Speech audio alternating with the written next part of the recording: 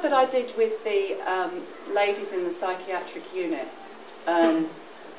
I'll concentrate on one lady who I've written about in the book. I've written about 3 ladies, but this particular young woman is the one I want to talk about tonight. And her pseudonym is Shelley, and Shelley's etiology was quite shocking. Her file revealed that she had been sexually abused from virtually 3 months old by a lot of male members of her family. And she was quite young when she came to my attention in the unit, and I conducted an assessment session with her. And the first thing that struck me about her was that she looked just like a boy. And I tried to get someone to play Shelley tonight, but he's a bit shy. And it's my co-worker Jason Teal who's at the back there. Give us a wave, Jason. Thank you. No, but he's doing something with me a bit later, but he doesn't know yet. But no, I did spring it on him, and it was short notice. So I'm going to sort of maybe play both parts, if that's not too confusing. But I wanted to give you a flavour of Shelley. And the assessment session went something like this. I would ask her her name and date of birth, and what she understood about her illness. And she started to talk, and I was writing down exactly what she says, because that's how I work. I write verbatim exactly what the client says. And she suddenly said, and as I was writing, I was finishing, she said, "I've just come." So I looked up and continued to write. And I said to her, you know, what do you understand about you being here? Because often they're quite disorientated when they come from prison, because they're suddenly in a psychiatric unit and they don't know why, usually because of a psychotic episode. So she said, I said to her, what do you understand about being here in this hospital? And she said, I've just had an orgasm.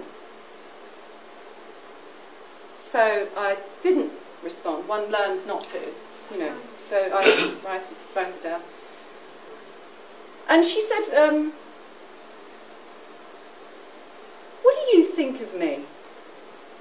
She's very hyper-vigilant, you know, really watching me and looking at me. And what do you think of me? And you have to be quite authentic. You know, the people who are therapists, you have to be quite authentic, because they know, don't they? They know when you're covering or pretending. So I said to her, I think you look like a boy. So she said, okay. And what else? So I said, well, you're very likeable. And when you talk to me, you sound like your grandma. You sound as if a lot of the words you speak have come from your grandma, because it was just the phrasing and some of the references were kind of much older than her 18 years. So, and she went, what makes you think I look like a boy? So I said, well, you've got very short hair, and you often wear your hood and your tracksuit. And it dawned on me that it was asexual. It was effeminate. You know, there was nothing feminine about her at all. So she then said, I then said, well, what do you think of me? And she went, well, you're all right, really, aren't you? She said, because you tell the truth. So that obviously seemed quite important to her. And then she said, are we done? You know, I said, yeah.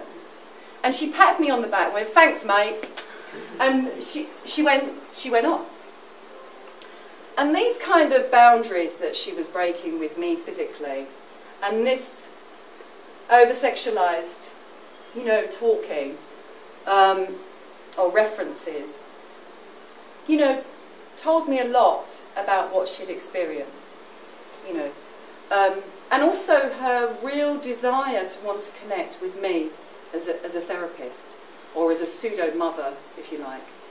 And she did. We would go to, when I would go to the ward to pick them up for sessions, she would often sort of be a ghost-like character, childlike, behind me, following. And then she would slip her hands into mine.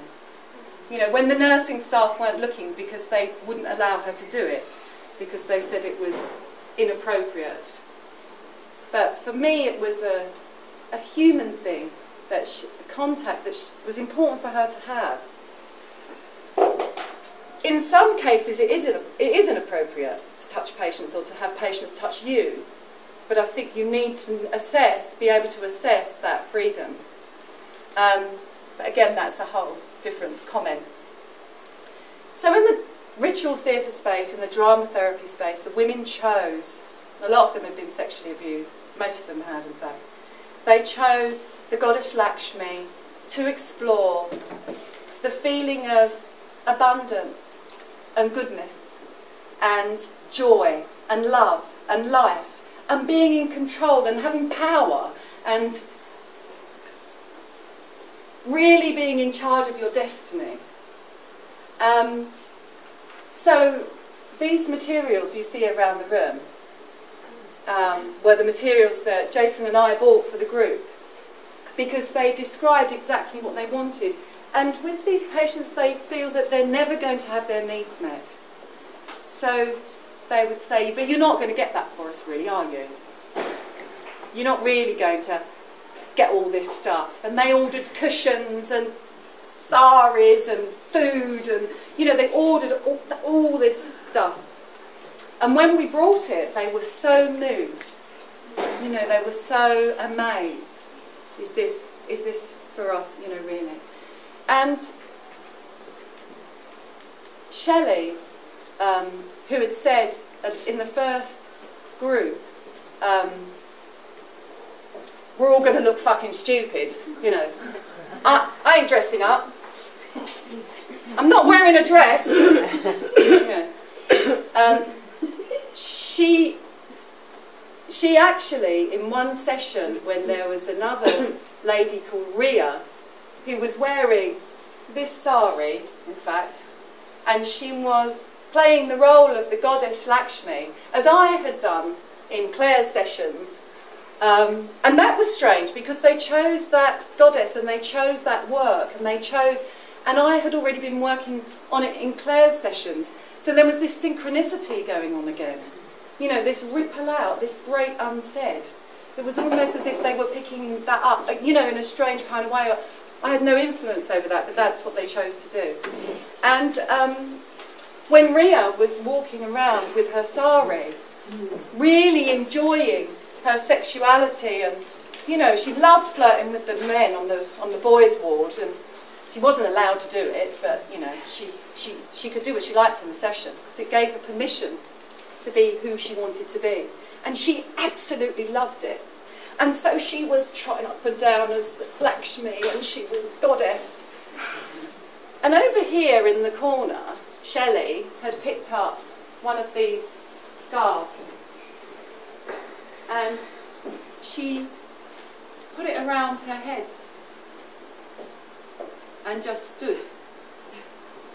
And we were all laughing at Ria because she was having so much fun, and the atmosphere was, you know, really charged with all this sexual sort of feminine energy, if you like. And suddenly the whole group, you know, kind of saw Shelley standing there with this scarf, and she'd never put anything on before that. And the sensitivity and the change in mood was just, you could hear a pin drop. And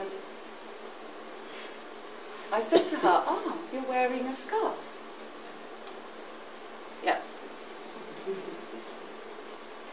I said, "What does that feel like?" She said, "I feel like a girl." And I said, "Is that okay?" She went, "Yeah." And that was, and I've written more about in the book, and you'll find out what happens to them. But that was the power of having that ritual space and allowing those clients to really explore their femininity and reclaiming the power and their sexuality back, you know, probably for the first time in a lot of cases. So I'm very grateful I found drama therapy. I trained as an actress, but I'm really grateful I found drama therapy because I have a huge passion for it and a huge passion for, as Claire said, taking it out into the community. And it is so humbling to be here with the giants of drama therapy and being here with Sue Jennings. I have never met Dr.